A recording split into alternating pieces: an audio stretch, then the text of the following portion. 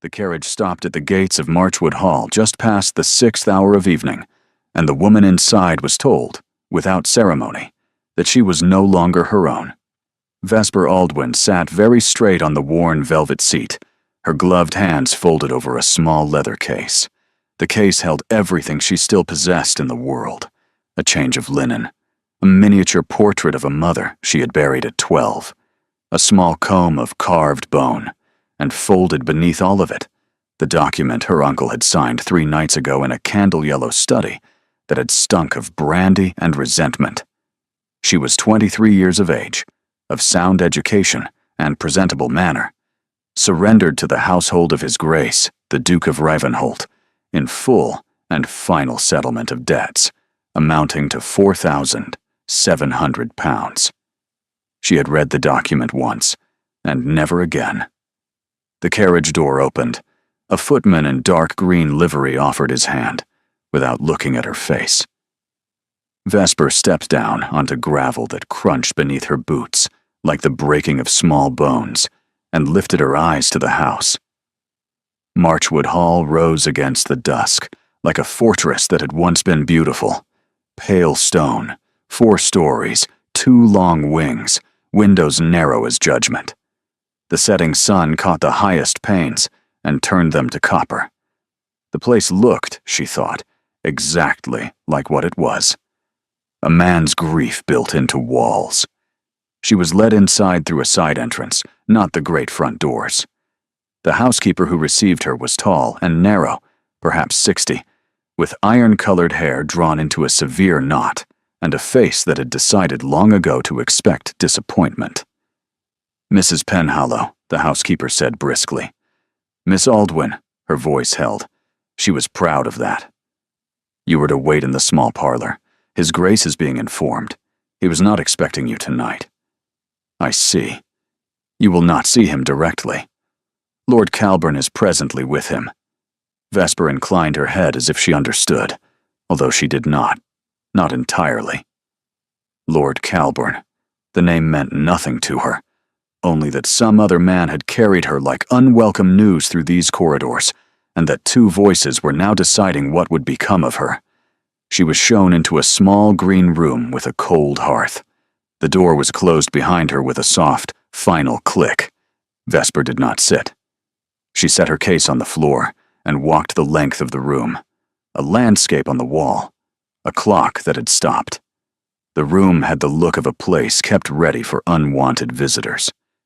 That was when she heard the voices. They came through the wall behind a sideboard, muffled but distinct. 2 men. The room beyond shared a hearth with this one. Sound traveled along the flue the way water finds a crack. She should have moved away. A lady would have moved away. Vesper stepped closer. "You were not asked," the first voice said. Lower, colder, each consonant placed with the precision of a man cutting paper. "You acted without my consent and without my knowledge, and you brought her into this house as if I were a man who accepts gifts from his enemies." "She is not a gift," the second voice answered. "Older. Smoother. She is a settlement. You have been pursuing Aldwin for the debt these 18 months. He has nothing left but the girl. Take her, and the matter closes.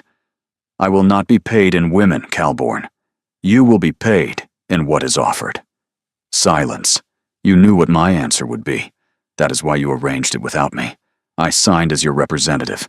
You signed as a man who believes his judgment is worth more than mine. The girl was going to be sold elsewhere, Tobias. The merchant in Bath had already offered. If you would not take her, she would have gone there. That is not my concern.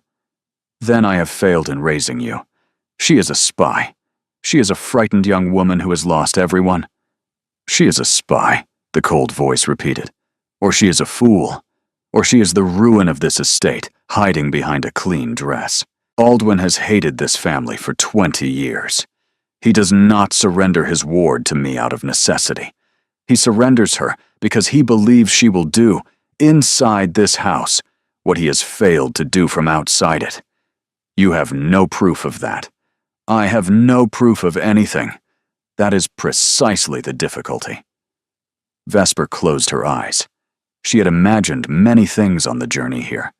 She had imagined a man who would scarcely notice her, into whose household she might disappear and live, head down, until the years were paid out.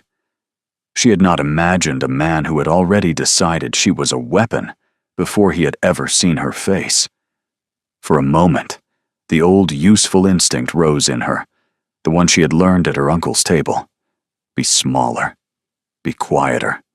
Survive by becoming nearly invisible. Then something else rose, something she had been carrying in her chest like a hot coal since the night the document was signed.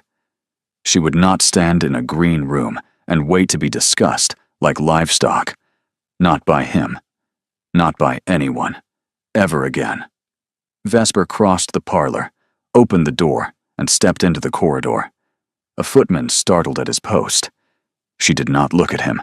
The corridor curved. A pair of double doors stood half open at the end of it, warm light spilling onto the polished floor. She heard the older voice say, "Gentler now. Tobias? At least look at her before you decide." She does not require my looking. Vesper pushed the doors fully open. 2 men turned. The older man stood by the hearth, gray-haired, neat-bearded, dressed in dark blue. He looked at her with the resigned dismay of a man whose plans had once again been reorganized by someone else's nerve. He looked, very briefly, almost amused. The younger man stood behind a great desk of black wood, perhaps 34. Tall in the way of men who used height the way other men used voices, deliberately, as a tool. His coat was perfectly cut and entirely black. His hair was darker still, drawn back from a face built on harder lines than nature usually permitted. His eyes were gray, and they held no welcome. This, she understood without being told, was the Duke of Ravenholt. He looked at her, as one might look at a knife placed upon one's pillow. "I beg your pardon," Vesper said. "I was told to wait in the parlor. I find I am unable to. You were not summoned. I was not. I have come anyway." The older man made a sound that was almost, but not quite a laugh. "Your Grace," Vesper said, "you have been speaking of me through a wall for the last quarter of an hour. You have called me a spy, a fool, and the ruin of your estate.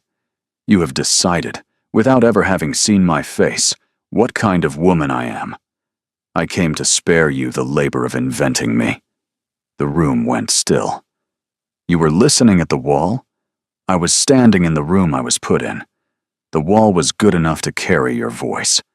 I will not pretend I did not hear what I heard. That is not an apology. It is not, your Grace." For one long beat, she thought he would call for the footman. He did not. "Sit down." She hesitated. He saw it, and his mouth turned at one corner, not in a smile but in something cooler. "Sit down, Miss Aldwyn. If you mean to enter rooms uninvited, the least you can do is be seated when you do it." She sat. Her knees did not shake. She forbade them. The older man stepped forward and inclined his head. "Lord Calbourne, I am, by some misfortune, His Grace's godfather, and the man responsible for your presence here this evening. You have my apology for the manner of your arrival. You have nothing to apologize for, my lord. I was sold by my uncle. You did not invent the transaction." The Duke turned to face her. "Tell me your name in full." "Vesper Margaret Aldwyn. Your father?" "Dead. 12 years. Your mother?" "Dead. The same year. Your uncle is your father's brother.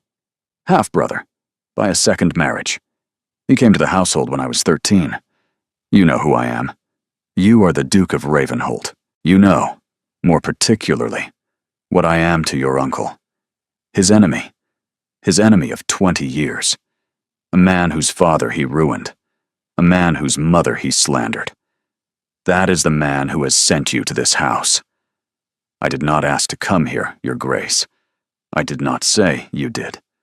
I said that he sent you. There is a difference. I am aware of it." Are you also aware, Miss Aldwin, that I have no reason in the world to believe a single word you say? I am aware. I would not believe me in your place. I would suspect every word, every silence, and every step. Then we begin in agreement. He came around the desk and stood before her, hands clasped behind his back. I will not send you back tonight. You will be given supper and a room. You will speak to no one of the document by which you came here. You will move through this house tomorrow as a companion to my mother, the Dowager. That will be the only version uttered under this roof. Do I make myself plain? Plainly, Your Grace. And one further understanding, Miss Aldwin. If at any moment, by any sign, I find that you have been sent into this house to do me harm, I will not turn you out with a coach and a reference. I will give you to the law. I will not be merciful. Are we understood? We are. Then welcome to Marchwood Hall. He turned away from her, dismissing her without raising his voice. Calbourne offered her his arm and led her toward the door. At the threshold, she paused. Your Grace. He did not turn. Miss Aldwin, you spoke, behind that wall, of what kind of woman I might be. I will not waste your time with protests. You will not believe them, and I would not in your place. So I will say only this. Whatever I am not what my uncle made me, and I am not what he sent me here to be. The matter will be decided by what I do under this roof, not by what was decided about me in his study. He turned then. He looked at her steadily. Good night, Miss Aldwin. Good night, Your Grace. She walked out with her head up, and only when the door closed did she allow her knees, briefly, to remember they had been frightened. Mrs. Penhallow met her in the corridor. She looked at her face, looked at the door she had just emerged from, and after the smallest pause, said, This way, miss. Your room is at the end of the east corridor. Behind her, Calbourne poured 2 glasses of brandy without asking, and placed one in the Duke's hand. The Duke stood at the window for a long while without drinking it. He has sent me a clever one, the Duke said at last, very quietly. God help me. She slept badly and woke before the maids. The room was at the end of the east corridor, 2 flights up from the Duke's study, as far from the family wing as a room could be without being given to a servant. It was clean. The bed was narrow but well made. The fire had been banked low and kindly before retiring. None of it was warm in any sense beyond the literal. She lay in the dark and listened to the house. A clock struck the hour somewhere far off. Wind moved against the panes. She thought of her uncle. He had not betrayed her. To betray, one must first have been trusted. He had simply, at last, used what had always been available. What was new was the other man. The Duke, who had told her, without raising his voice, that if she failed his test, he would not turn her out into a coach, but into the long, patient machinery of the law. She believed him. She also believed, although she could not yet have said why, that he had not wanted to mean it. When the first gray began at the window, she rose, washed in cold water, dressed in the plainer of her 2-day dresses, and braided her hair flat. She did not look at the small glass on the washstand. She knew what she would see. A young woman with too pale a face, and a mouth her mother had once said, laughing, was made for being stubborn with. A knock announced Mrs. Penhallow. The household breakfast's at 7. Her Grace the Dowager will receive you at 9:30. Until then, you will accompany me. The tour was an examination. The yellow drawing room, the morning room, the library, walled in books from floor to ceiling, the dining hall, the estate office, where a young, harried-looking man named Mr. Ferncliff was already at work behind a desk, piled with ledgers, who rose at their entrance, bowed precisely, and sat again at Mrs. Penhallow's nod. His Grace's study, Mrs. Penhallow said, as they passed a closed black door. You do not enter. Under any circumstance, yes. The West Wing is closed. It has been closed for 3 years. The maids do not go there. There is no need for you to go there." A small, deliberate weight had entered the air around the words. "It is clear." Good. By 7:30, a footman came to the breakfast room. Her Grace will see Miss Aldwyn now. It was an hour and a quarter earlier than the time she had been given. Go. The Dowager's apartments occupied the western corner of the family wing, opening through 3 tall windows onto a long sweep of lawn. The sitting room beyond was warm. A fire burned, and in a high-backed chair beside the hearth sat a small woman of perhaps 65, her hair entirely white, her hands very thin, and her shoulders as straight as a girl's at her first ball. "Come closer, child." Light, dry, slightly amused. "I am told you are not afraid of doors. Let us see if you are afraid of old women." Vesper crossed the room and made the curtsy her mother had taught her. "Sit." The Dowager studied her. "So, you are Margaret's girl." Vesper went still. "You knew my mother. I knew your mother when she was 18, and engaged to a man she did not love, and when she met your father 6 months later and decided that drawing rooms could go to the devil." The Dowager's face softened briefly. "I was very fond of your mother. I was sorry beyond saying when I learned of her death. I was sorrier still when I learned what had become of her daughter. You did not know I existed until last week. I knew you existed. I did not know where you were. Your uncle was efficient at preventing letters. He intercepted 3 of mine over the years. By the time I learned the trail had grown cold, you were 15. You tried to find me. I tried, and I failed. I am not in the habit of failing, and I do not forget it when I do. When my godson came to me 3 days ago and told me, with a great deal of cold fury, that your uncle had attempted to settle a debt by sending a young woman of his household into mine, and gave me her name, I understood at once 2 things. The first, that fate had brought you to my door at last. The second, that my godson would not see it that way for some time. He thinks I am sent against him. He thinks any unexpected gift is poisoned. He has earned the suspicion. The world has not been gentle with him." The fire popped quietly. The Dowager rose and crossed to a small writing desk. She returned with a leather-bound book. This is the book Mrs. Penhallow keeps for what she calls particular accounts. For nearly 30 years, I have used a portion of this household's funds to assist women in circumstances not unlike your own. Wives whose husbands have gone bad, daughters whose fathers have gone worse. Servants turned out without character because their master could not control himself. The Duke knows of this work. He has not stopped it. He has not, until very recently, much approved of it. Vesper looked at the book.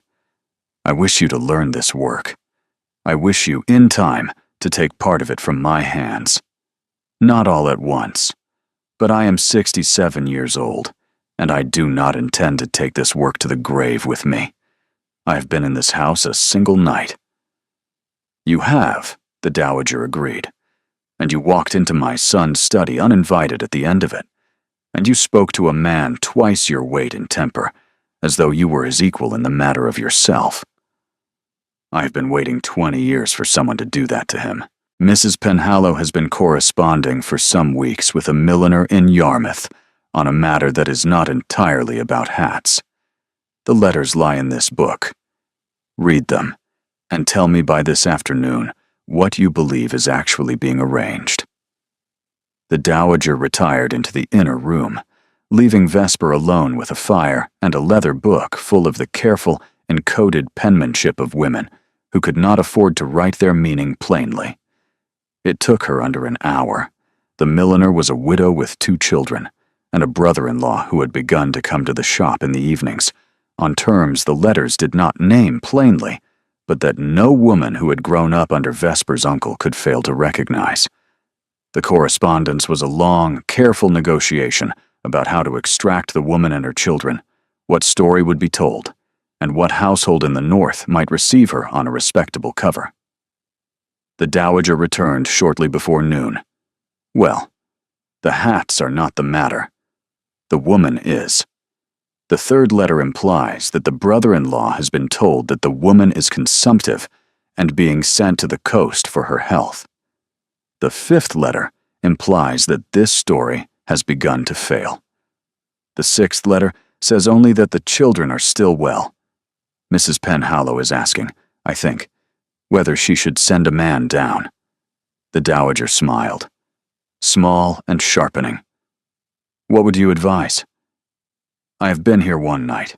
You have read 6 letters and named the truth of them in under an hour. Whoever is sent should not announce himself in advance. The woman has been afraid for a long time. Whatever cover he goes under, let it be one she can refuse. Otherwise, you will have rescued a woman who does not yet know she has been rescued, and that is almost as bad as not rescuing her at all. The dowager placed her thin, cold hand briefly over Vesper's. You have done well, child. A knock. Mrs. Penhallow entered. His Grace asks that Miss Aldwyn attend him in the library at 3. The dowager's eyes went to Vesper. Go to him. He will tell you the terms of the house. He was already in the library when she came down. The afternoon sun fell through the tall windows in long bars of pale gold. The Duke stood beside the smaller hearth, with a book open in one hand, not reading. He closed it at her entrance. Miss Aldwyn, your Grace. Sit. She sat. He did not. He stood opposite her, hands clasped behind his back. You have spent your morning with my mother. I have. She has set you a task. She has. He waited. She did not elaborate. After a beat, the corner of his mouth moved very slightly. Good. I should not have welcomed it if you had told me what passes between her and her ledger on your second day in this house. I would not have told you on any day. He looked at her. That is also good. He moved away from the fire to the window. Without turning, he said, You will understand that I have spent the morning making certain inquiries. About me. About you. About your uncle. About the carriage that brought you here. I have not finished. I will not finish for some weeks. But I have begun, and I think you should know that I have, because I do not wish you to discover it later and decide that I have been deceitful. I am grateful, Your Grace. He turned, one brow lifted. Grateful. Yes. Most women in your position would not be. Most women in my position would not have been told. He came back from the window and sat at last in the chair opposite hers. I have a question for you. You will answer it honestly. Did your uncle tell you, before you came here, anything about me? Anything at all? She considered. Yes. His eyes sharpened. Tell me what? He told me 3 things. The first, that you were a hard man, and that I should expect no kindness from you. The second, that your father had ruined his, although when I asked how, he did not answer. The third, that I should not, on any account, mention to you the name Aurelian. The Duke went still. He did not change color, but the room around him changed. A small, deep cold had entered. Aurelian, he said. Yes. He did not say why. He did not. He said only that you would not bear hearing it. He said, if I mentioned it, you would put me out at once, and that I should keep it back in case the day came when I had need of it.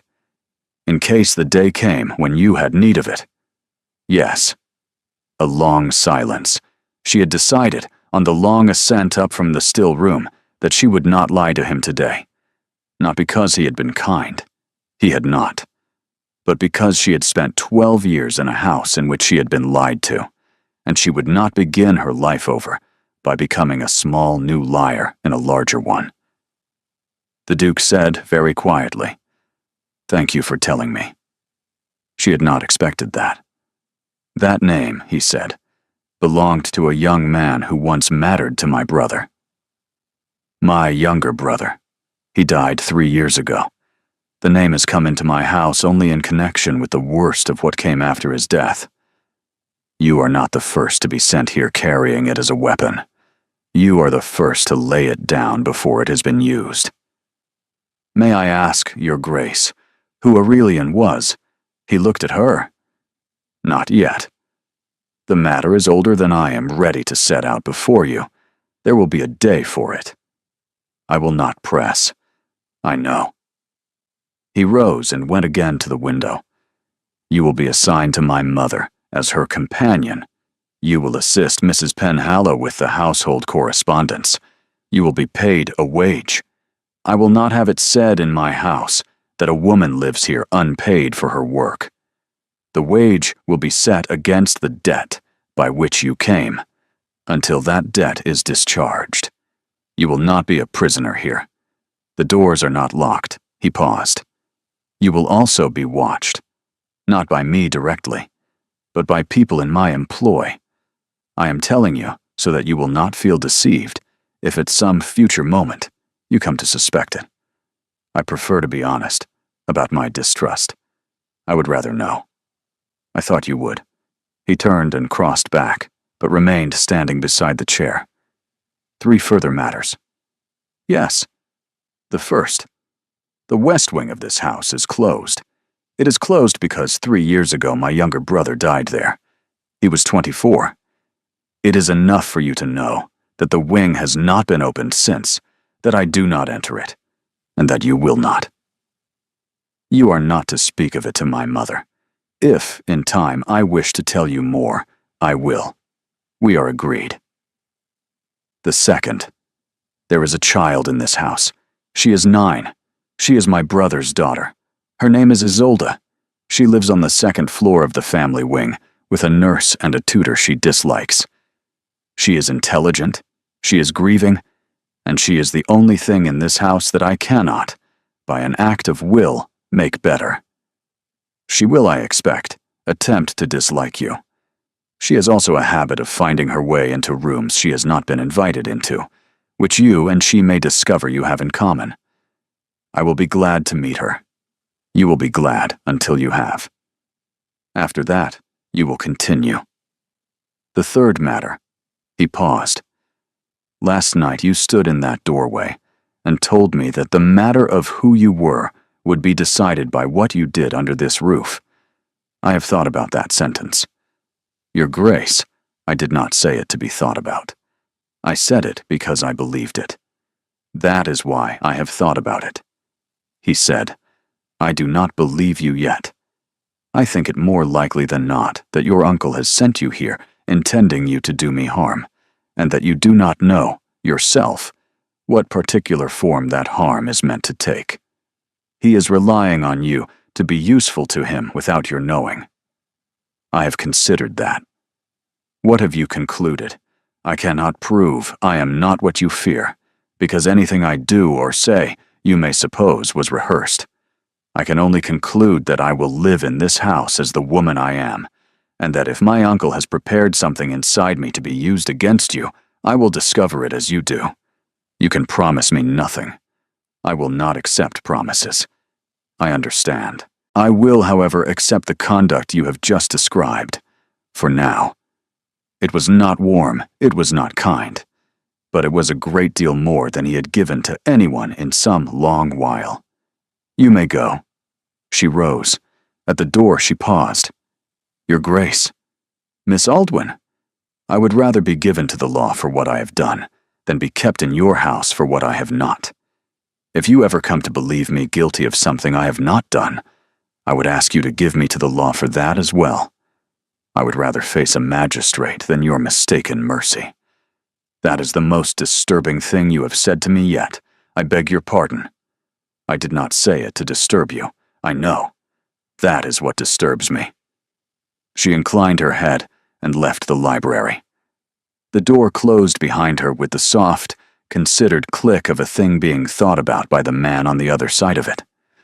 She did not know yet that 2 floors above her, a child in a window seat had watched the carriage come up the drive last night and had been watching, ever since, for the thin, dark figure who had stepped out of it. She met Isolde Ravenholt 3 mornings later, by accident, which Vesper was beginning to suspect, was the only way one ever met that child. She was in the morning room with a basket of letters. The child was simply there, suddenly, in the doorway, watching. "Good morning," Vesper said. The child did not answer. "You are Isolde. That is not an answer to a question. You did not ask one." I was deciding whether to. The child stepped into the room with the deliberate slowness of a small ambassador, walked past the table, and sat down on the cushioned window seat. She arranged her skirts with the precision of a woman 3 times her age. "You are the one from the carriage." "I am. Mrs. Penhallow says you are my grandmother's new companion. She is. You are not a relation." "I am not." "Then why are you here?" Vesper considered. "Your uncle is settling a debt. My uncle owed him money. I am here to work the debt off. You are paying somebody else's debt." "Yes." "That is unjust." "It is." "Why did you agree to it?" "I was not asked to agree to it." The child tucked her chin onto her knees. "What is your name?" "Vesper Aldwin." "Mine is Isolde Margaret Ravenholt. That is 3 names." "I know." A pause.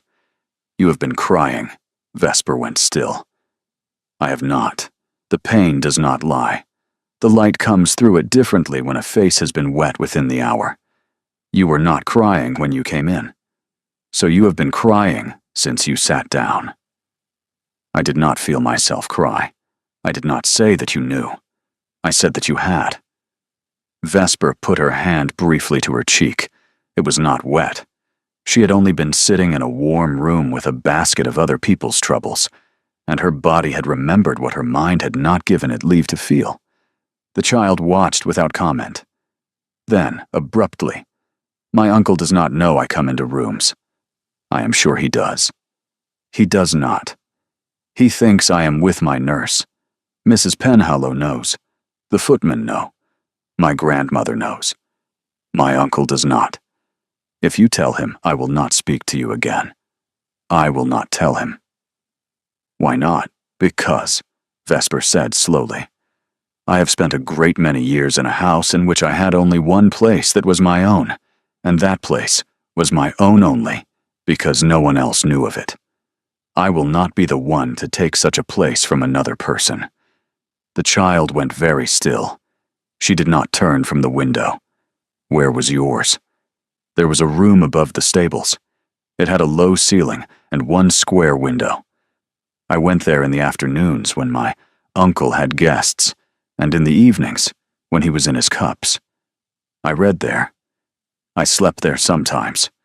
I kept a tin under the floorboard with 3 things in it." "What were the 3 things?" "A piece of my mother's hair, a silver thimble that had been my grandmother's, and a piece of paper on which I had written, very carefully, every dish my mother had ever cooked for me, in the order she had cooked them, so that I would not forget her voice naming the food." The child considered this gravely. "Was it cold?" "In winter, yes." "Did you mind?" "It was warmer than the rooms below." The child nodded once. "Mine," she said, "is the south end of the long gallery. There is a window seat behind a curtain. The curtain is too long for the seat by about a yard, so it falls all the way to the floor. If you sit with your knees up, the curtain hides you entirely. It is my place. It sounds like a very good place." "It is. You may come if you wish." "Once. Only once. I shall watch you and decide whether to let you come again. I am honored. I have not yet decided whether to honor you. I have only decided not to insult you yet." A pause. "You will not last in this house. People do not last in this house. My mother did not last. My father did not last. My grandfather did not last. So you will not. I am only telling you so that you will not be surprised. Thank you for telling me. I shall try to last longer than you expect. You will not." The child paused. "I should be glad if you did." She slid down from the seat, straightened her crooked pinafore, and crossed to the doorway. At the corner of the corridor, she paused and looked back at the morning room door for a full half-minute before going on. She did not know that the Duke had passed the open door of the morning room a quarter of an hour before on his way to the estate office, and had paused at the sound of his niece's voice. He had heard the child say, "You will not last in this house." He had heard the new woman say, "I shall try to last longer than you expect." He had walked on without making a sound, because he had not wished to be the kind of man who interrupted a child for whom interruption was not safe. He spent the rest of his morning in his study, signing letters he afterwards did not entirely remember signing. It had been a long time since anyone in his house had said anything he wished, against all reason, to be true. The first letter came on her 9th day. It came not to the front of the house, where the post was sorted in the estate office under Mr. Ferncliffe's exact and unforgiving hand, but to the side door. The undermaid pressed it into her hand, in the back corridor, with the air of a girl performing a small, vaguely scandalous favor. "Letter for you, miss," came to the village by the morning coach, and Tom brought it up. Tom had been told, then. Or paid. "Thank you." I shall mention to Tom that all letters for me must go through the estate office. The maid's face fell, then composed itself. Vesper went up to her room and sat on the edge of the bed before opening it. The letter was short. "My dear, I trust you are settling well into your new circumstances. I write only to remind you of 2 matters. The first is that the conditions of your placement run for a term of 7 years from the date of settlement, during which time you remain under the responsibility of your guardian. The second is that your guardian retains the right to be informed of the conduct, manners, and disposition of his ward in her new household by letter sent through the village post under the name of Mr. Albright, attorney at law, no less than once per fortnight. Your first such letter is expected by the next post. You will, of course, exercise discretion. Your faithful friend in this, A. Albright." She read it twice. Beautifully done. Not a threat. Nothing in it could be shown to a magistrate. A perfectly civil reminder in the dry voice of a country attorney, with the addition of a small request for letters at fortnightly intervals. Exactly what the Duke had told her, in the library that her uncle would do. She thought about the 3 possible courses. She could write the letters as instructed. She would, in effect, betray him with menus and dates. She could write nothing, and let her uncle do whatever he proposed, under the consequences mentioned in the document of settlement. She did not know what those consequences were. Or she could go to the Duke. She rose. She washed her face. She picked up the letter and folded it back along its original creases and slid it inside a smaller envelope. She went down 2 flights, crossed the great hall, and asked the footman at the study door whether His Grace was within. "He is. Engaged with Mr. Ferncliffe. I shall wait." She waited in the corridor for nearly an hour. She did not know that Mr. Ferncliffe was at that moment explaining to the Duke, with the care of a man laying out a chess problem, that an under-coachman in the village had that morning been seen taking a single letter from the Morning Post, separating it from the others, and bringing it up the back way. She did not know that when the footman announced her, the Duke had looked across the desk at Mr. Ferncliffe and said, "Well." She knew only that the door was open. She went in. The footman closed the door. "A letter came for me this morning. It was addressed to me, and brought to the side door by a man called Tom, given to a maid called Bessie, who brought it to me directly, without taking it to your estate office. I have read it once. I have not answered it. I have not destroyed it. I thought it best to bring it to you myself." She did not curtsy. She laid the small envelope upon his desk. He sat down. He drew the envelope toward him, broke the seal with a small ivory knife, and read it slowly. Twice. He set it down and smoothed it flat. "You read this." "I read it." "You did not write a reply." "I did not." "You came to me." "I came to you." A pause. "Why?" Because you told me, on my second day, that any letter that came in from me would be brought to you first. I agreed. I did not agree because I had to. I have had 9 days to consider it. I am not sorry. You are very calm, Miss Aldwin. I am very tired. He rose and came around the desk. You understand what this is. I do. Tell me, in your own words. It is my uncle reaching across this country and putting his hand on my wrist. A request, in the form of a reminder, that I write to him at fortnightly intervals about your household, your servants, your habits. It is dressed as a legal courtesy. It is a leash. He nodded. You know what would happen if you simply wrote the letters. I would betray you, with small, careful sentences, with the household menus, with the days you are away, with anything my enemy could weave into a rope long enough to hang you with. You have intelligence enough to know that.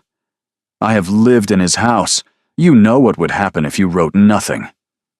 I do not know. He has the document of settlement. I have not been permitted to read it.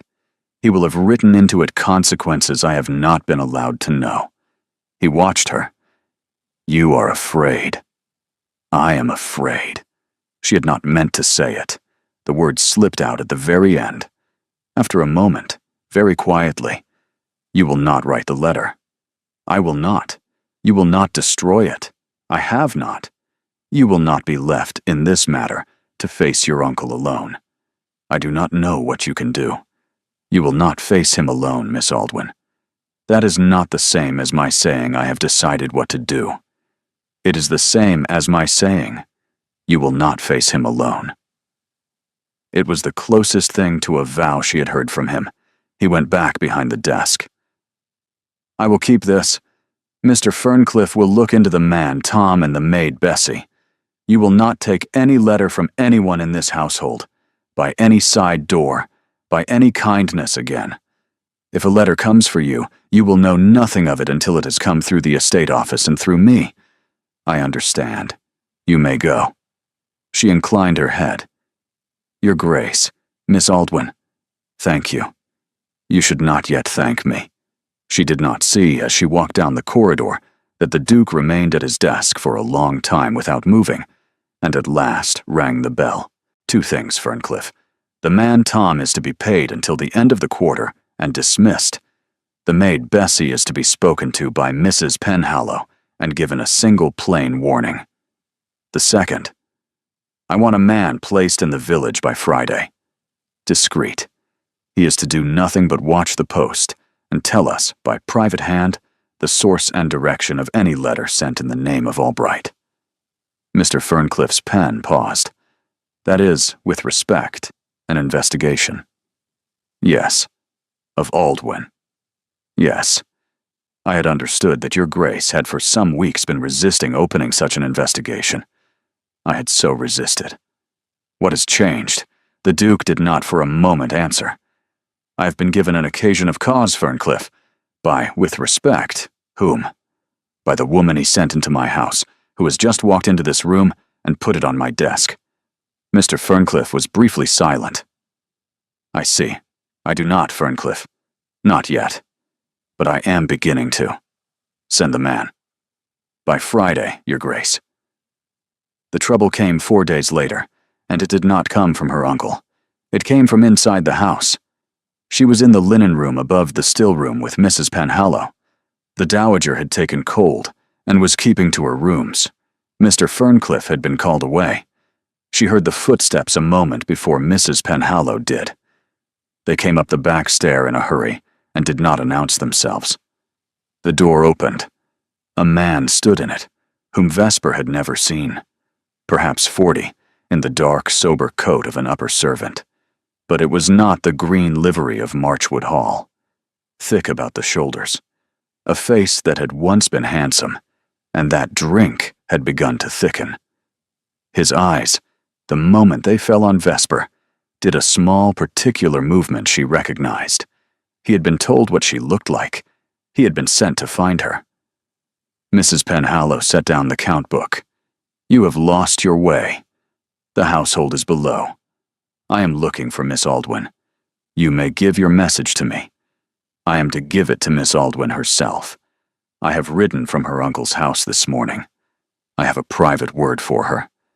You will leave this room, and you will go down the front stair, and you will wait in the small parlor beside the side door, and you will be sent for if the lady chooses to receive you. I am to deliver my message and ride back. I am not to be kept. You are not to be kept. You are to be received with such civility as your master is owed. Your master is owed civility. He is not owed entry to his Grace's linen room. Mrs. Penhallow, Vesper said quietly, I will go down with him to the parlor. I would rather have it over. Mrs. Penhallow looked at her.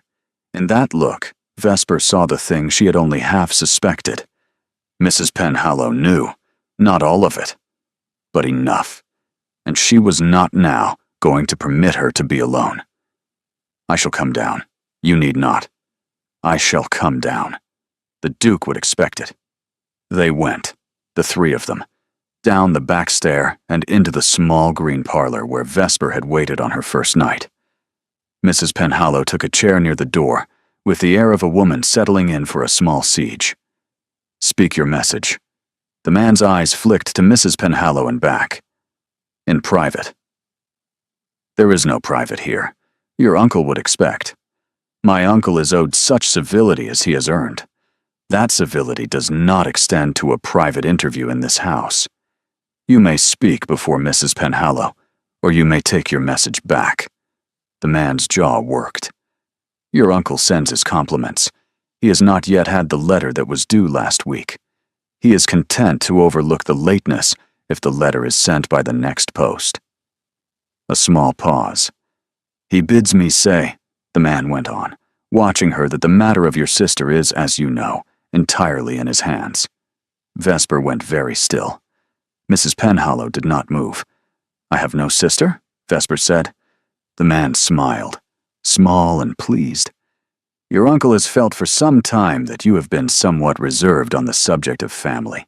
He has wished me to mention, in particular, the school in Bath, and the small allowance that has been paid there these 10 years, and the kindness with which the lady who keeps it has been instructed to consider the child as her own, contingent upon the satisfactory continuance of certain arrangements between your uncle and yourself.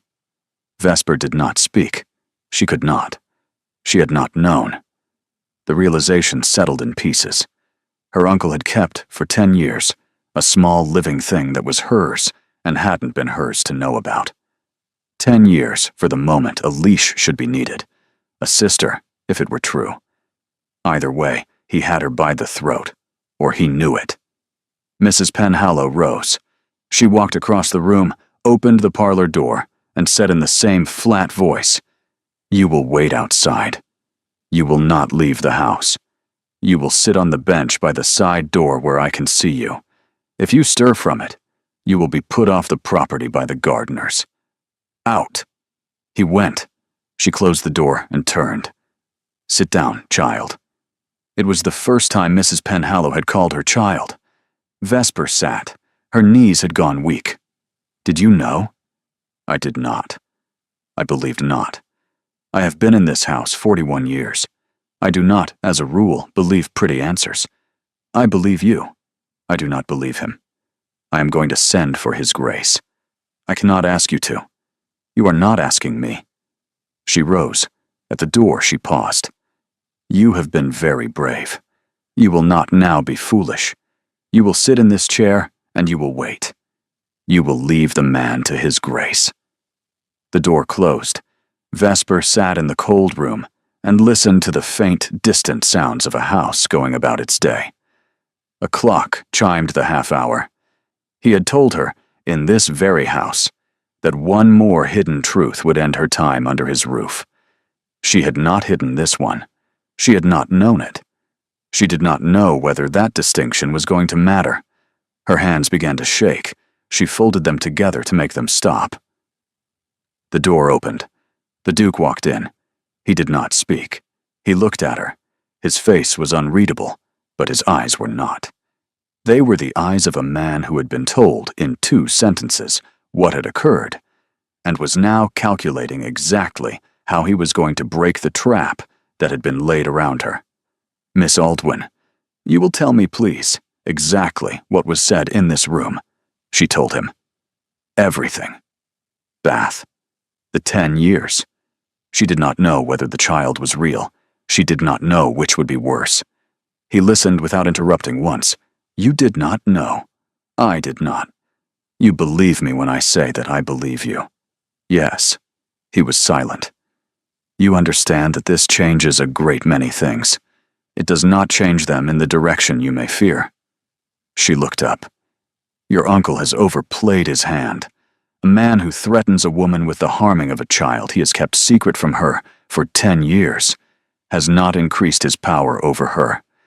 He has made an enemy of every honest person in the room with her when he does it. He has given me the right and the reason to go after him with the entire weight of this estate. He has made me yours to defend." "Yes," a pause. "Whether or not," he added quietly, "you ever had been before. There is a child in a school in Bath. Yes, we will find her. If she is real, we will fetch her out by the end of the month. She will be brought to this house, and she will be safe. If she is not real, then your uncle has invented her, and we will discover that as well. Either way, your uncle will not retain the use of her against you.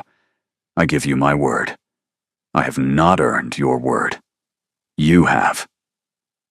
As of this morning, he rose. "I shall now attend to the gentleman in the corridor. Your Grace. Miss Aldwin, you will not harm him. I will not harm him today. I shall send him back to your uncle with 2 messages. The first is that any communication regarding any child shall be addressed exclusively to my solicitors.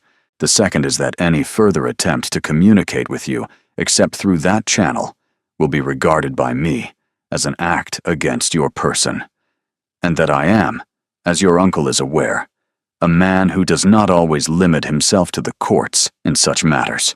He paused. "You did not," he added more quietly, "ask me not to threaten him." "I did not." The corner of his mouth moved. "Good." He went out.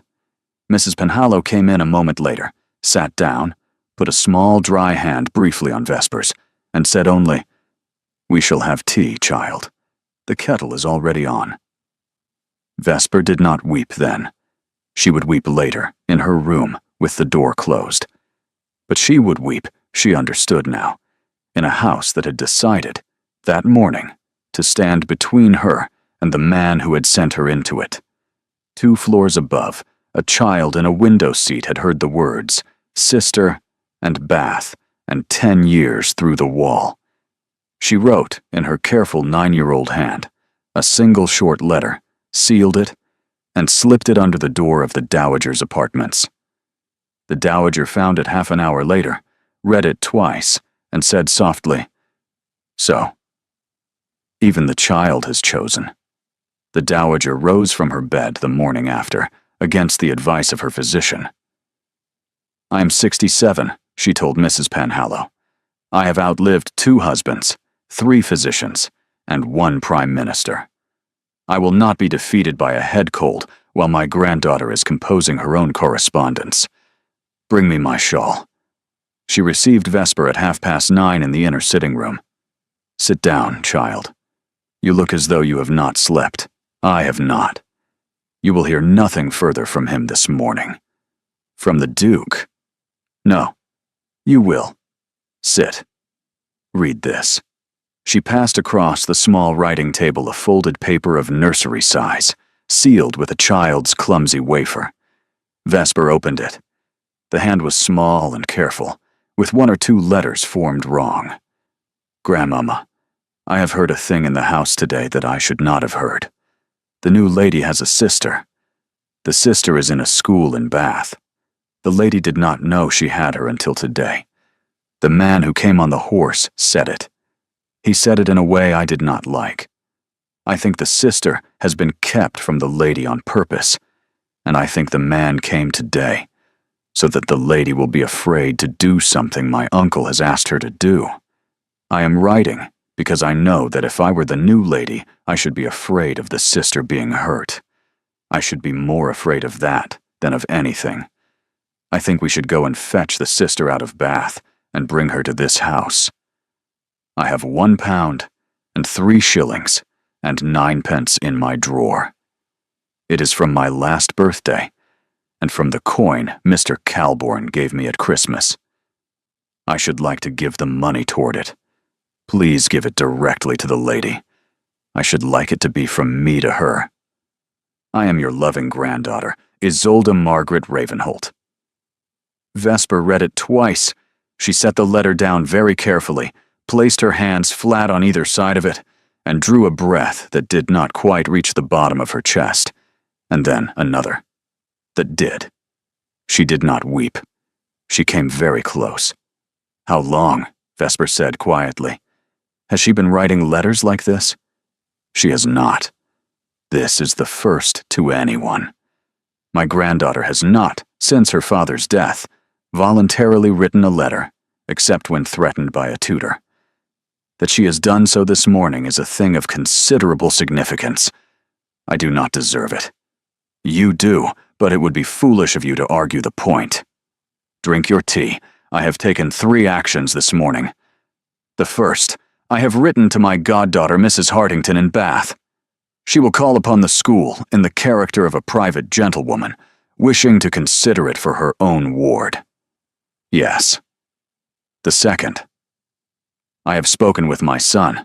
He has written to his solicitors in London for a memorandum concerning the legal standing of a child of unproven parentage residing in a school. The memorandum will be ready by Wednesday. Yes. The third, I have replied to my granddaughter. I have told her that her offer is accepted, and that her £1 and 3 shillings and 9 pence is from this morning regarded by her uncle and myself as the first contribution of the household to the matter. I have told her that she is invited this afternoon to take tea with you in the long gallery. Forgive me. I have not yet issued the invitation. You will issue it when she comes to your door at 3. She will not require great ceremony. She will require only that you do not, on any account, weep on her. I have noticed. The afternoon came slowly. At 10 minutes before 3, Vesper was sitting in the window seat behind the overlong curtain.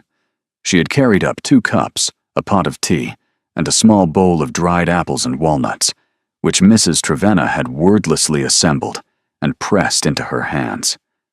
At 3 exactly, she heard small footsteps along the gallery. Isolde came around the curtain in her dark blue dress and a freshly straightened pinafore.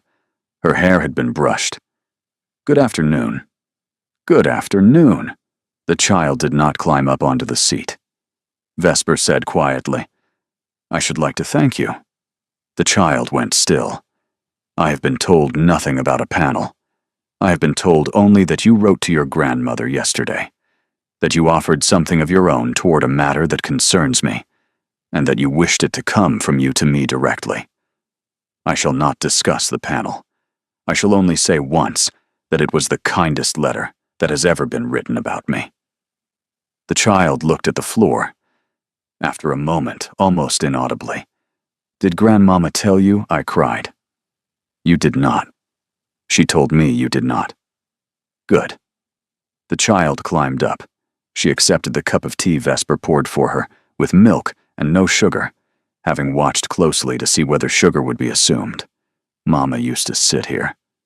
Vesper went still. She used to bring her work, the child said. She did needlework. She did not like it, but she did it. I sat where you are sitting. She sat where I am. She told me about birds. She knew the names of all of them. She said the swallows were her favorites because they always came back. She said most things did not come back. Yes, she did not come back. No, I do not, the child said. Talk about Mama. I do not talk about Papa. Mrs. Penhallow has said so. My uncle has said so. Nurse cries if I mention them. If you talk to me about any of them, I shall stop coming up here. I shall not. Not unless you bring them. I should like sometimes to bring them. Then bring them, as often or as seldom as you wish. I shall listen. I shall not make a face. I shall not cry on you. That is a promise. The child looked at her. Then she nodded once. The walnuts are good. Mrs. Trevenna. I knew. She salts hers more than the kitchen book says. A pause. You may come up here whenever you like. Sometimes I am at lessons. Sometimes I am elsewhere. You will not be hurt if I am not here. I will not. A bird crossed against the pale sky and was gone. He will not send you back. Vesper looked at her. My uncle. He will not send you back. You may stop being afraid of that. He has decided. I watched him this morning. He had the face he gets when he has decided to be cross with someone who is not in the house. He has not had that face in a long time. He had it because of what was said in the green parlor. He is going to be cross at your uncle and not at you. The child reached across and patted Vesper's hand once, briskly. I am telling you so that you will sleep tonight. Vesper had not expected to weep this afternoon. She did not. Her eyes filled briefly. She blinked them clear. The child looked away politely at the window. Thank you. You are welcome. The child reached for a third walnut. Mrs. Trevenna does this on purpose. There are always exactly enough for 3 each. You notice everything. I notice everything, the child said, and tell almost no one. I am telling you because I have decided you are the sort of person to whom one may tell things. Some way down the corridor, the Duke stood listening to a conversation he had not been invited to overhear. He heard his niece, who had not voluntarily spoken to a stranger in 3 years, say, Mama used to sit here. He heard her say, I should like sometimes to bring them. He heard the new woman say, then bring them. I shall listen. He heard his niece say, I am telling you so that you will sleep tonight. He stood for a long moment in the gallery. Then he turned, very quietly, and went back the way he had come. The quiet held for 9 days. Mrs. Hartington's first letter from Bath came on the 4th. There was, in residence, one child of about 10, with very dark hair, and a particular expression about the mouth. The child was introduced as Miss Margaret. No surname had been given. The fees were paid by a country attorney on behalf of a guardian who preferred not to be named. Vesper read the letter and was silent. Margaret was her mother's name. The dowager said only, The memorandum from London comes Wednesday. We shall set Friday for Mrs. Hartington's second visit. By the following Tuesday, I should expect the child to be on her way to this house. The Duke called her into his study that evening. You understand that your name does not appear in the memorandum. It does not. It cannot. Your uncle must not know, until the child is in this house, that you have any part in her removal. Mrs. Hartington acts on my mother's behalf. If your uncle should discover that you are the person on whose behalf the matter is moving, he will move her, or worse, before we can reach her. I understand. The Duke's mouth moved very slightly. My niece has informed Mrs. Penhallow this morning that when the child arrives, she would prefer not to give up her own room, but would be willing to surrender the second-floor schoolroom for the child's use, on the condition that Mr. Whittle be removed. Vesper, despite everything, smiled. It was the first time she had smiled in his study. He saw it. He did not remark. Will Mr. Whittle be removed? He will be reassigned to duties more suited to his temperament. Yes, the Duke said. Miss Aldwyn. Yes. We have not, since the morning in the green parlor, spoken of what occurred in it. We have not. I have not in some years owed an apology. I owe one to you. I told you on your second day that if you were sent against me, I would give you to the law. I have decided that I regret the manner in which I said it. I did not give the warning out of strength. I gave it out of fear." He paused. "When you have a moment in which to speak, you will tell me whether the apology, partial as it is accepted." "It is." He inclined his head once. "Then we proceed. The blow fell on the morning of the 15th day. It came by the side door, but not as a letter. It came as a man. He came at 6:15 and was admitted by Bessie. He was a stranger. He carried no name. He asked for a private word with his grace on a matter which would not, he said, wait upon the regular hours. By his coat he was a clerk. By his face he was something else. Bessie let him in. He was given the small green parlor. She went to fetch the Duke. The man waited less than 5 minutes before he rose and went to the door. He went to the estate office. Locked. He went to the Duke's study. Locked. He went up the back stair. He was on the half landing when Mrs. Penhallow, coming down with the linen, met him. "You will return to the parlor. You will sit in it. You will wait in it. If you are upon this stair in another minute, I shall ring the bell that calls the gardeners." The man considered her. He turned. He went down. Mrs. Penhallow followed at a distance, locked him into the parlor, and went to fetch the Duke. Vesper was sent for at 7:30. She was admitted to the Duke's study to find Mr. Ferncliff at his elbow, Mrs. Penhallow by the hearth, the dowager in a chair near the desk in a shawl. "I shall be brief," the Duke said. "A man came to this house this morning at 6:15. I have spent the last half hour with him. It will be sufficient for you to know 3 things. Yes. The first. He has, in his coat, papers purporting to be authorizations from a magistrate in your uncle's county for the recovery of a ward believed to be detained at this address. The papers are forged. The second. Among the papers in his coat is a letter, sealed, addressed to a person within this household. Not to you. The letter instructs the recipient to provide certain particulars regarding the routines of this household. The letter promises payment. The recipient has been a member of this household for 11 years. Mr. Ferncliff stepped forward and read, "Mr. Thomas Beaumont. Under butler.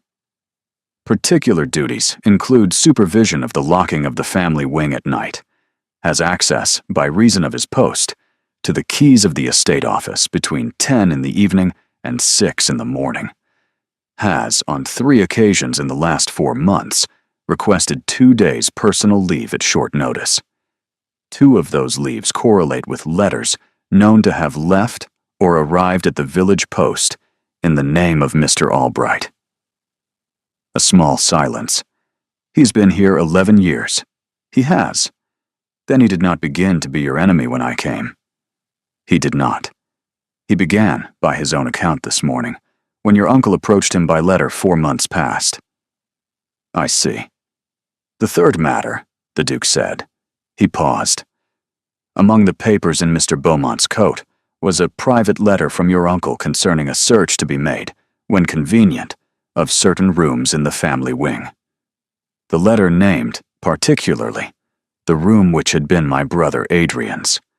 The letter instructed Mr. Beaumont to find any letters or papers in my brother's hand, referring to the death of your uncle's eldest son, and to convey those papers to your uncle."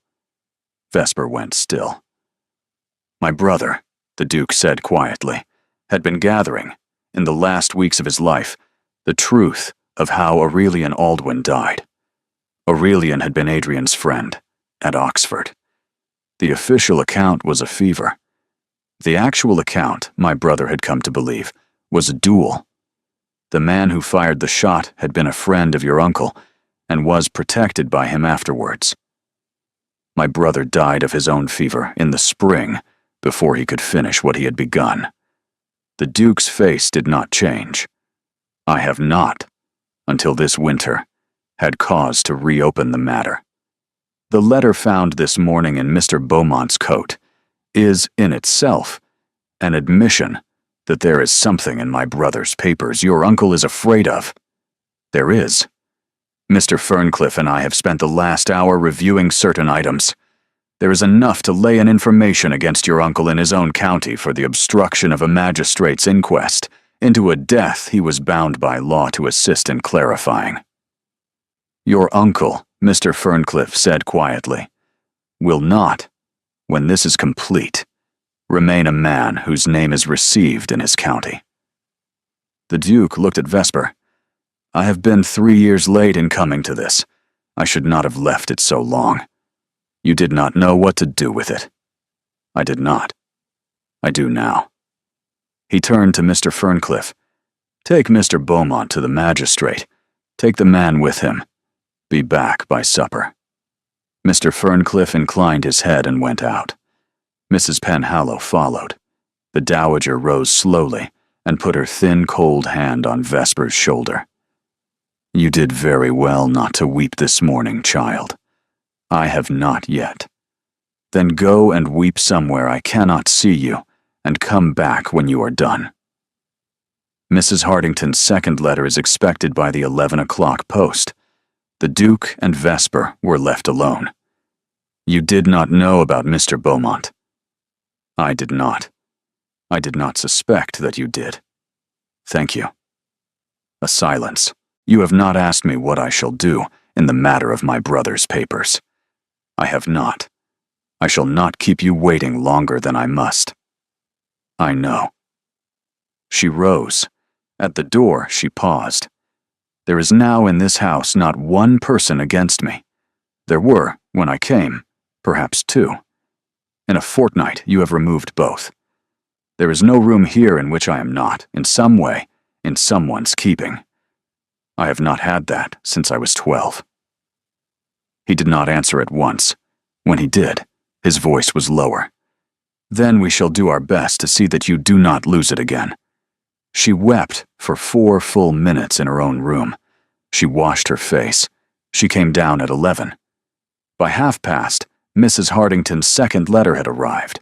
The child in Bath was named Margaret Aldwyn on the inside cover of her schoolroom Bible. The child, who did not remember her mother, had been told that her mother's name had been Margaret. She had been told she had no other family in the world. The dowager handed the letter to Vesper. Friday. Friday. She did not weep. She had wept that morning. She had no further weeping in her, that day, for a child she had not yet seen. She had a side. She had a household. She had an enemy 3 threads down from his own ruin. She had a sister. The carriage from Bath came on the Sunday evening, an hour after dark. The dowager had had the side door lit. Mrs. Penhallow stood at it. Mrs. Trevenna had laid a small hot supper in the second-floor schoolroom. Vesper had been told that the meeting between herself and the child would be made there. She had spent the Sunday in a state she could not have described. She had been to morning service. She had taken her midday meal with the dowager, the Duke, and Mr. Calbourne. She had walked in the south garden for an hour because the dowager had said briskly, "You are going to break something inside if you sit in a chair this afternoon." Mrs. Penhallow came up at 8:30. "She is here, child. Come." The schoolroom was warm. Mrs. Hartington gave Vesper a small, steady nod and said in a low voice, "She's at the window." The child stood at the window in a thin gray traveling coat that was too big for her at the shoulders. She was looking out at the dark. Her hair was in soft tangles at her shoulders. She was small. Vesper crossed the room slowly. She did not speak. She knelt on the rug a little way from the window, far enough that the child could refuse to come, near enough that she could come if she wished. "I am Vesper." The child did not at once turn. Then, slowly, she did. She had her mother's mouth.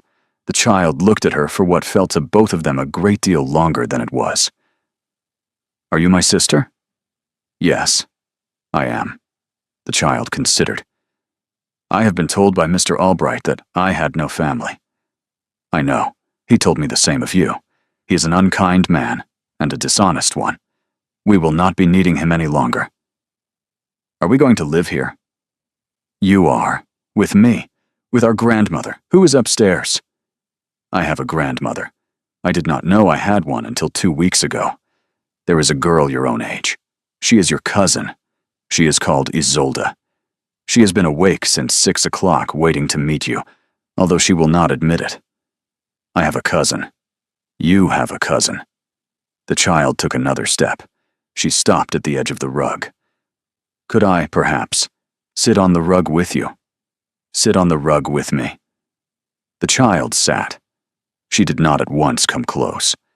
She arranged her coat with the small, grave precision of a child who had learned early to take care of her own coat.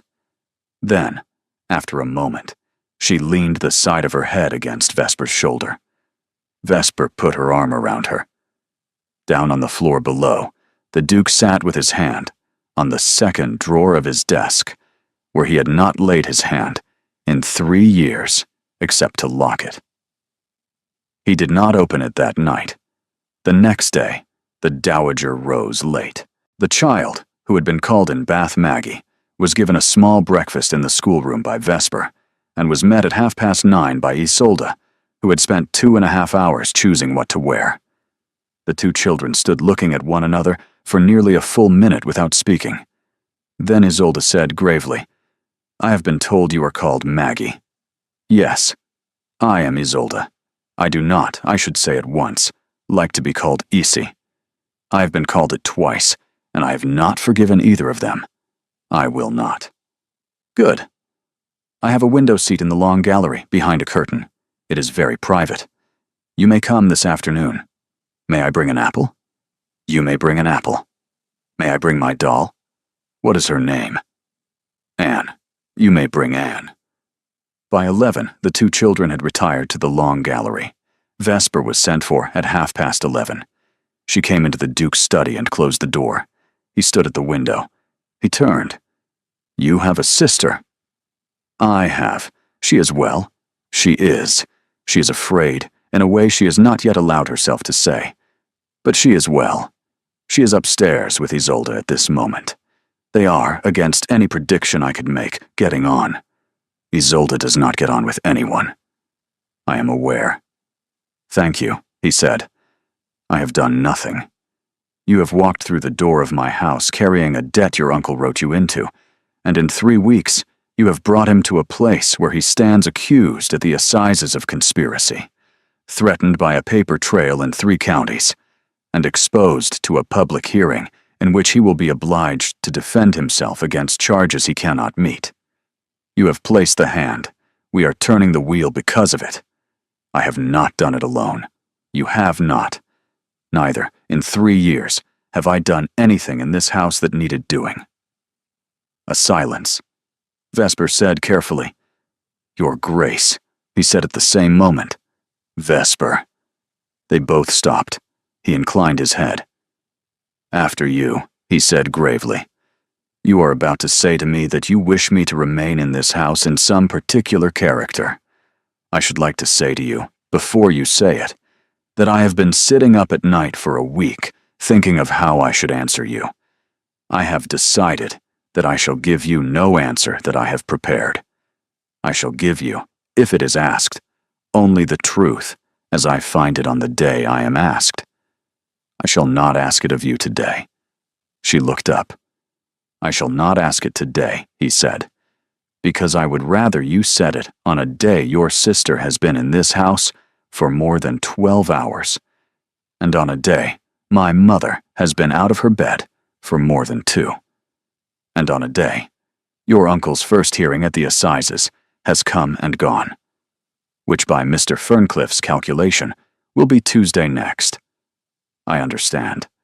I shall, however, ask you something else today.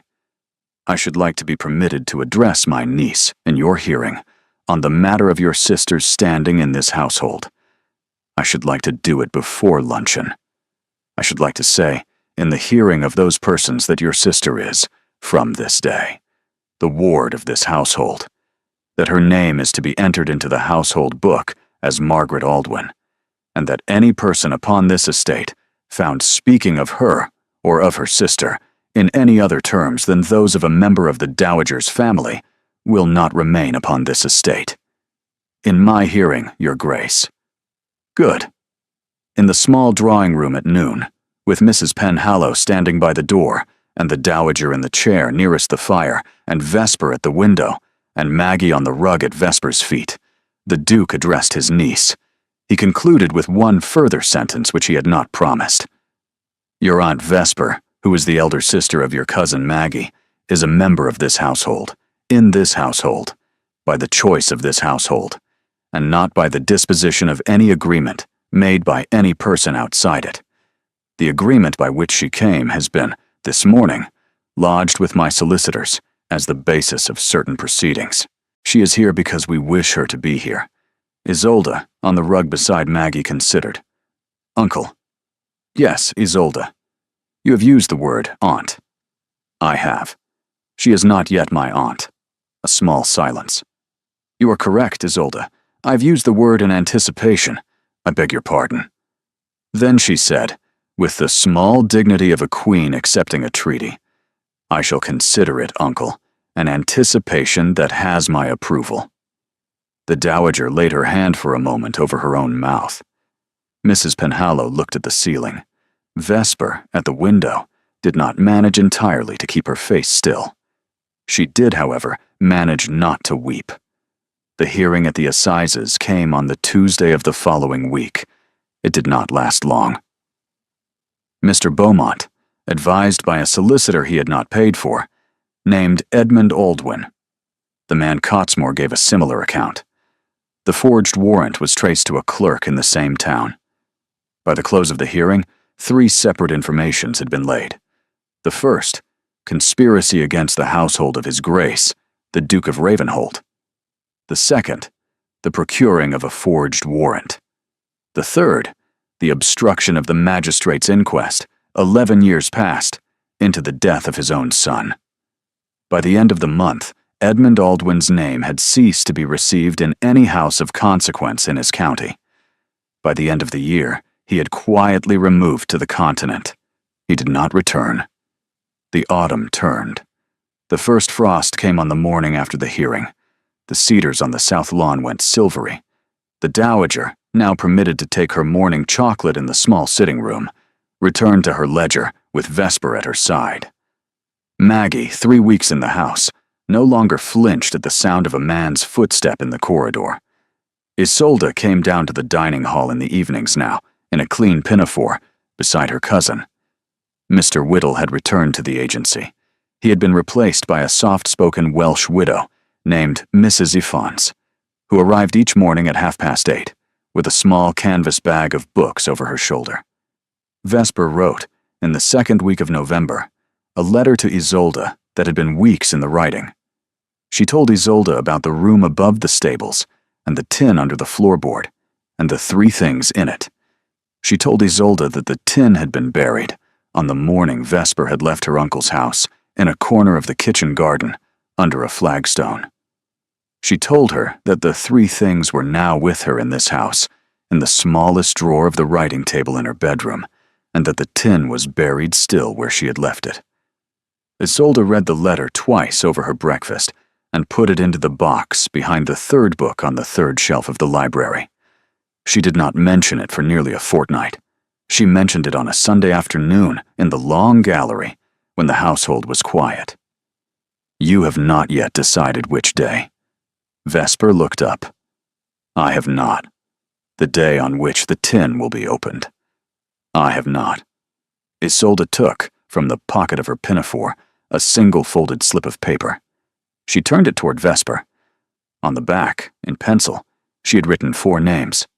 Maggie, Vesper, Grandmama, Isolde. These are who I should like to be in the room. You have not put your uncle, child. He should be in the room. But I did not put him, because I did not want to be the one to put him. I see. He should be in the room, because he is the one who has not opened his drawer either. He has a drawer of his own that he has not opened. My grandmother told me. She did not say what was in it. I do not need to know. I think that he and you should open them together. So, child, do I. I am not going to be in the room. The drawer is not, I think, Mine. The tin is. The tin is. The drawer is not. I shall ask him. Today. Today. She found him in his study. She did not knock. She came in and laid the folded slip on the green leather between his hands. He read it without speaking. He looked up. You have decided. I have. He looked for a long moment at the small picture of a curtain Isolde had drawn beside her own name. Now. She had not, in the gallery, decided that it would be now. She had decided only that it would be soon. She looked at him. He was sitting at his desk in the late afternoon light. His coat was off. His hair, which he combed each morning with great precision, had got a little out of order. He looked, she thought, like a tired man who was no longer afraid of being tired. Now. Good. He rose. He went to the second drawer. He took out from his waistcoat pocket on its small chain a key. He put it into the lock. The lock turned. He looked, briefly, at her. She came around the desk. He drew the drawer open. There was, in it, a small bound book of green leather, badly worn at the corners, a single envelope sealed with wax. He stood looking down into the drawer. Then he reached and took out the small bound book. He put it on the desk. He did not, that afternoon, open it past the first page. He had told her once that he had not been able to read it past the first page, and he could not, that afternoon, either. He opened it. He looked at the first page. He read it. He closed the book and laid his hand flat upon it. She put her hand, very lightly, over his on the cover. He looked down at the hands. After a moment, he turned his hand, palm up, beneath hers, and closed his fingers gently around hers. I have not held a hand, in this room, in 3 years. I know. He opened the drawer again. He took out the envelope. He addressed this to me. I have not opened it. Yes. I should like to read it now. I shall leave you if you wish. He shook his head. He broke the seal. He read. She did not look at the letter. She did not let go of his hand. He did not let go of hers. When he finished, he set the letter down. He did not speak for some time. Then he said, in a voice that was not quite his, he has asked me to forgive him for not telling me, in the last weeks, what he was finding. He says he was afraid that I would forbid him to continue. He says he had begun to believe that he was close to the truth of how Aurelian died, and that he could not, in honor, set it aside merely because the man who had killed him was protected by your uncle. He has asked me to finish what he began, if I should ever come to be in a position to. He has asked me to be the kind of man who would finish it. He looked, at last, at her. I have been 3 years refusing to read this letter because I was afraid of what it would ask me. It has asked me only what I should have, by my own conscience, asked myself. You are not too late. I am late. You have not forgotten him. You have not, in 3 years, made a single decision in this house that he would have been ashamed of. The Dowager has told me. Mr. Kelbourne has told me. The work has continued. The estate has held. The household has been kept whole. You did not know what your brother was asking. You have, in the years since, been doing it.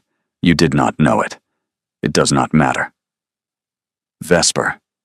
Yes, I have not, in 3 years, been able to imagine reading any further past the first page. I find this afternoon that I can imagine it. That is enough for today. It is. He laid the small bound book back into the drawer.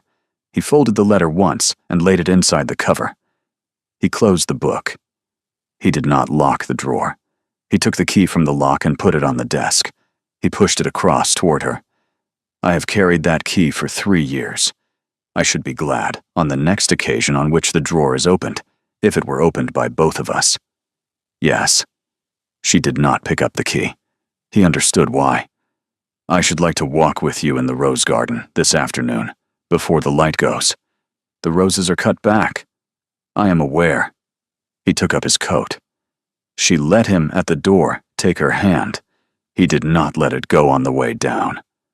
The rose garden in the last week of November was not the place it would be in May, The beds had been cut back almost to the ground. The trellises stood bare. The frost had silvered the gravel. The light, slow and low, lay along the box hedges and made of them a silver work lovelier, in its way, than the green of any season. He led her along the central walk to the small stone bench at the far end. He stopped before it. He did not let go of her hand. Vesper. Yes. I am not a man with a great gift for the speech that this moment is held by the country to require. I have rehearsed 3. I shall not now use any of them. I shall ask you only, in the words that come to me here, what I have wished for some weeks to ask you. Yes, I should like that you should remain in this house, not as my mother's companion, not as the elder sister of the child of this household. I should like that you should remain here as my wife. A pause. I do not ask it lightly. I ask it of a woman who has had a great many things demanded of her, and who has not, until very recently, been given the standing to choose with the freedom that a person is entitled to. I should not wish to be a further matter demanded. I should wish to be, if you would have me, a matter chosen. I should wish to be the choice that you make, of your own will, after every other choice has been freed. She did not answer at once. She had not, in 12 years, allowed herself to hope for the other thing. She had been preparing, all the way down the central walk, for him to bring her to the bench and to say something else. He had not said it. Tobias. He drew a small, shaken breath at that. I have not, she said, in some years, allowed myself to imagine being asked anything of this size. I have, in the last weeks, allowed myself to imagine it. In a corner of my mind, I had not admitted I was using. I have been afraid, all the way down this walk, that you would not ask. I am, I find, more afraid now that you have, because I do not have a prepared answer. The answer. The answer is yes. He closed his eyes. When he opened them, they were the eyes of a man who had been asked a question by a brother 3 years dead and had been late in answering, and who had, that afternoon, been given the chance to be on time for the next thing he was asked. Vesper. Yes, I shall not be a perfect husband. I shall not be a perfect wife. I shall be the husband I am able to be. I should like to try. I shall help you. I had counted on that. He drew her gently the small distance into him. He kissed her. It was the kiss of a man who had, in his life, kissed very few women, and had chosen this one with great care. It was the kiss of a woman who had not, in her life, been kissed, and had chosen, that afternoon, that the first should be him. When they drew apart, neither spoke at once. Then she said, with a small, trembling smile, "We shall have to tell your mother. She knows already. I beg your pardon." "She has known," the Duke said gravely, "since the morning after bath. I have not known until this afternoon." "I am aware. My mother has the advantage on most of us in such matters." He gave her his arm. At the entrance to the garden, Isolde and Maggie sat on the low garden wall, very close together, in matching pinafores. They had been there, by the small, pleased composure of Isolde's face, for some time. The dowager stood on the gravel a little way behind them. Mr. Calbourne stood further off, looking very deliberately at a particular flagstone. "Well, child." "Yes." "Good. May we now call you Aunt?" Isolde said. "You may." "Aunt Vesper," Isolde said. "Aunt Vesper," Maggie said gravely. The dowager looked once at her son, and once with a gentleness she did not often show in public, at Vesper. "We shall have, I think, an early supper." They were married in the small chapel of Marchwood Hall on a bright morning in the 2nd week of January, with snow on the south lawn and the cedars in their winter silver, and with no guests of consequence beyond the household itself, and Mr. Calbourne and Mrs. Hartington, and 3 of the dowager's particular friends. Maggie wore the pale green ribbon her friend Letty had given her in her hair. Isolde wore a serious face and a new dress of dove gray wool, and carried, with ferocious dignity, a small posy that Mrs. Trevenna had assembled for her at 6 in the morning. Mrs. Penhallow wept twice, and pretended both times that she was attending to the candles. Mr. Calbourne gave Vesper, in the absence of any father, brother, or uncle, his arm. "You will, I think, do, child. I shall try, my lord. You will do. I have known him 40 years. The Duke met her at the small altar. He was not that morning a man with a hard face. He looked like the man he should always have been, the man he had begun, very late, to be. The vicar said the words. Vesper made the responses in a clear, level voice. The Duke, who had not in any acquaintance sounded uncertain in his own house, sounded uncertain twice. The Dowager did not weep at weddings. It was a discipline of 50 years. She did, however, walk forward herself on her stick, lay her thin, cold hand for a moment against Vesper's cheek, and say very softly, only to her, "Welcome home, child." Vesper had not known she had been waiting for that. She wept then, a single time, very quietly. The Dowager did not chide her. The wedding breakfast was small. Around the table sat 6 people. The Dowager, Mr. Calbourne, the Duke, Vesper, Isolde, Maggie. Mrs. Penhallow had declined with great civility on the grounds that an upper servant did not in principle dine in the dining hall. The Dowager nodded once and sent her, by the second footman, a small private glass of the late husband's wine. The household, by 8:30, was quiet. The Duke and Vesper sat for a small while in the small drawing room, in 2 chairs by the fire, with the door open. He held her hand on the arm of his chair. They sat for nearly an hour without speaking. It was, Vesper would think years later, the most peaceful hour she had ever spent in a room with another person. In the spring of the following year, the matter of the brothers' papers came at last to the magistrate of the county in which Aurelian Aldwyn had died, 12 years before. The Duke's brother had not been allowed to finish what he had begun. The Duke finished it for him. The case took most of the spring to assemble. Mr. Ferncliff traveled 3 times to the county in question. The Duke traveled once. Vesper, who would not be left at home for so weighty a matter, traveled with him. They stayed at the house of Mr. Calbourne's cousin, who had known the late Duke and had agreed at once to receive them. Mrs. Hartington's husband, a quiet country gentleman of considerable intelligence, was prevailed upon to act as their counsel before the magistrate. The man who had fired the shot, who had been a friend of Edmund Aldwyn and was protected by him afterwards, had quietly died in the 2nd year of his exile abroad. He was found, by the inquiry, to have been the cause of Aurelian's death. Edmund Aldwyn was found, by the inquiry, to have obstructed the original investigation by means of false testimony procured at the time. He was, by then, in France, and beyond the practical reach of the court. The findings were entered into the record. The Duke's brother's name was entered into the record beside them, as the man whose private investigation had laid the ground for the inquiry. The Dowager was present in the court for the reading of the findings. She wore her best mourning, although she was not in mourning. She inclined her head once to the magistrate at the close. She did not speak. She walked out on Vesper's arm, outside the courthouse, in the spring sunshine. She said quietly, only to Vesper, "He is finished now?" "My younger boy, he's finished, yes." Vesper did not weep on her aunt that day. She wept later, in private.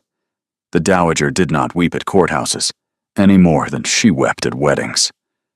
The west wing of Marchwood Hall was opened on a Saturday in May, by the Duke and the Dowager and Vesper, together, with no one else in the house. They opened it slowly. They did not, that morning, do anything in it, but walk it and sit in it for nearly an hour in the small library at the western end. They opened the windows. They let out the air. They came back in the early summer, with Mrs. Penhallow and 3 maids, and they aired the rooms. By the autumn of the second year, the rooms had become, by quiet stages, a part of the house again. The room that had been Adrian's became, by Vesper's own choice, a small private sitting room for herself and Isolde and Maggie, in which the 3 of them could be private together when they wished. The drawer in the Duke's study was opened, second, in the late spring, by the Duke and Vesper together. The small bound book was, in the slow course of the next 6 weeks, read in full by both of them. It was not in the end the unbearable thing the Duke had feared. It was the book of a young man who had been gathering, with great patience, the truth of how a friend of his Oxford years had died. The friend had been Aurelian Aldwyn. He had been killed in a duel that should never have been fought, by a man who was protected afterwards by the dead man's own father.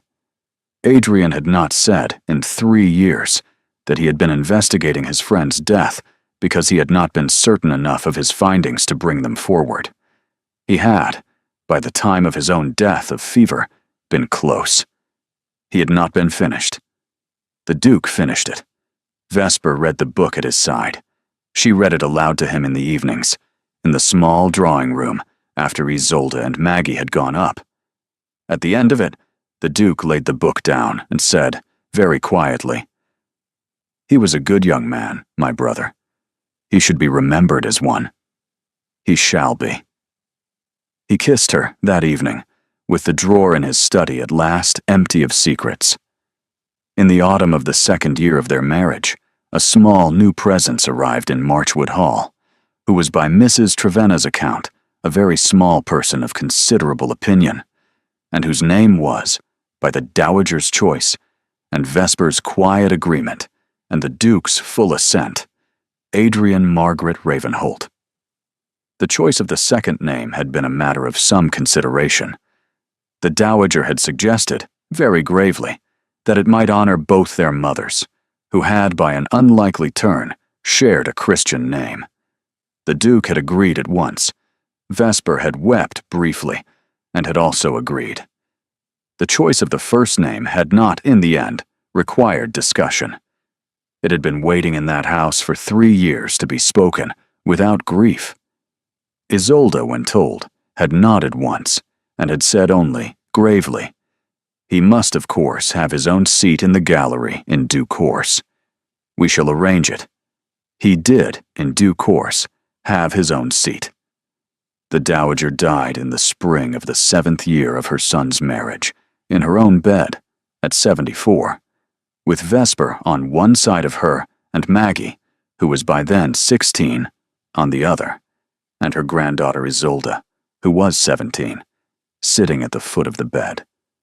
The Duke had been with her until an hour before. He had stepped out at her insistence to look in upon his small son, who was unwell with a fever in the next room. He had not, in the end, been with her at the moment, and had grieved for that briefly, and had then forgiven himself, with Vesper's help, on the grounds that the Dowager had been the one who had sent him out, and that the Dowager in such matters had always been right.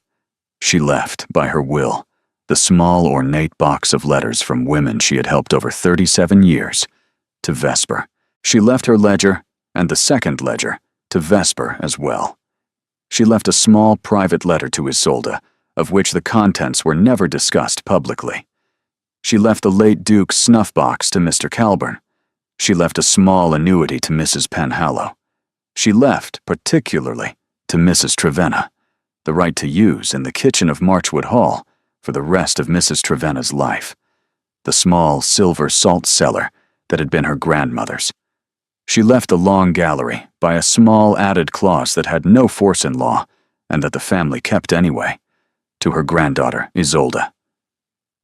Vesper sat, on the evening after the funeral, in the long gallery, in the window seat behind the overlong curtain, with Maggie on one side of her and Isolde on the other. They sat there for nearly an hour without speaking.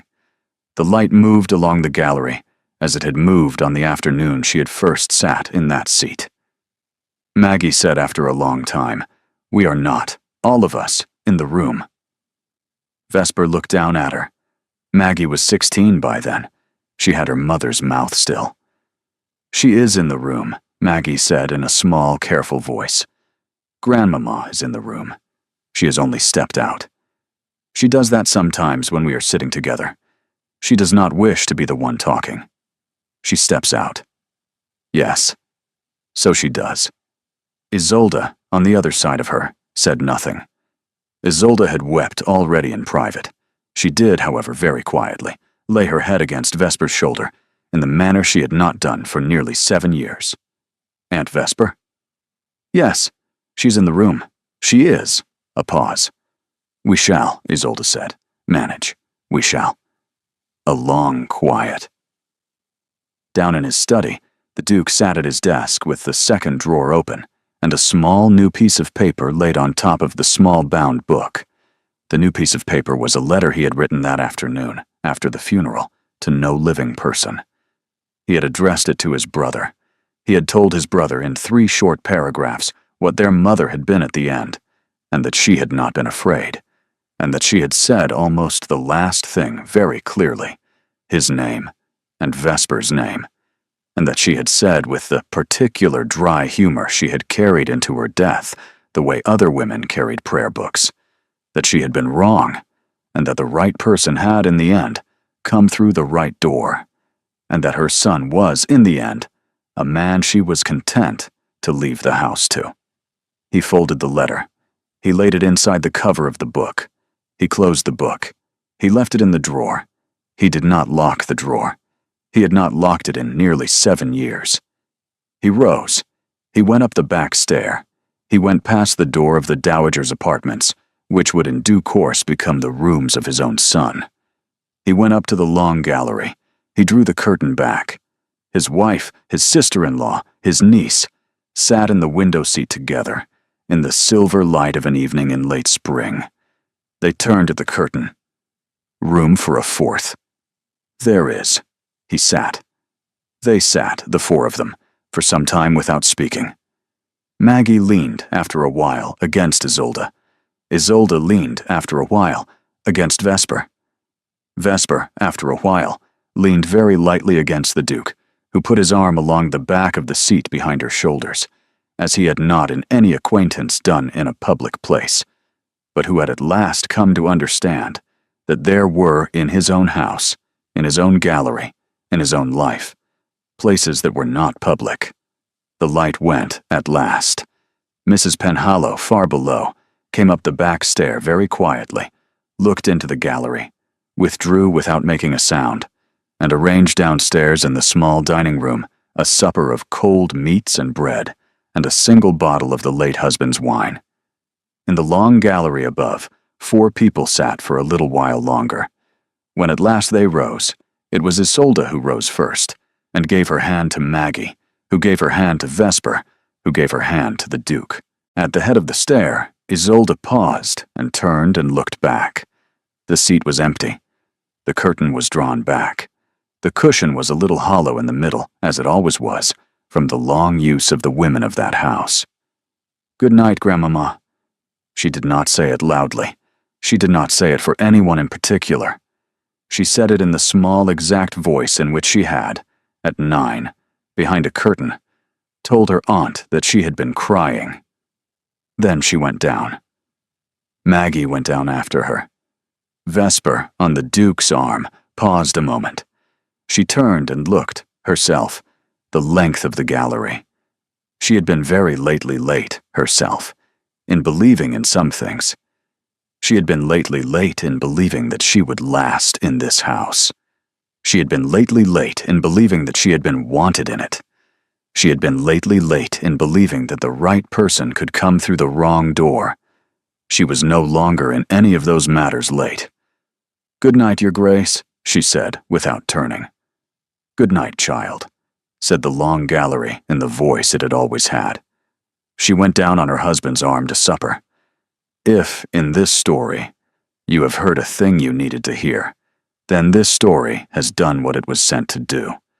That a young woman delivered as a debt may yet, by the steady use of her own dignity and the keeping of the company of those who have chosen her, become the keeper of a house. That a man who has closed a wing of his life may yet, in the keeping of the right company, find the courage to open the drawer he has not opened.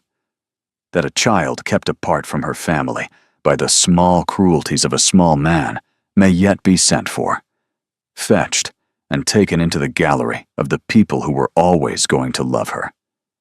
That the right person, at the right time, may yet come through the wrong door, and may be welcomed, and may, in the end, become the door itself. Thank you for sitting in the gallery a while, with the curtain drawn back, in the silver light of an evening that the house has agreed, this once, to let you share. Until the next story finds us, good night.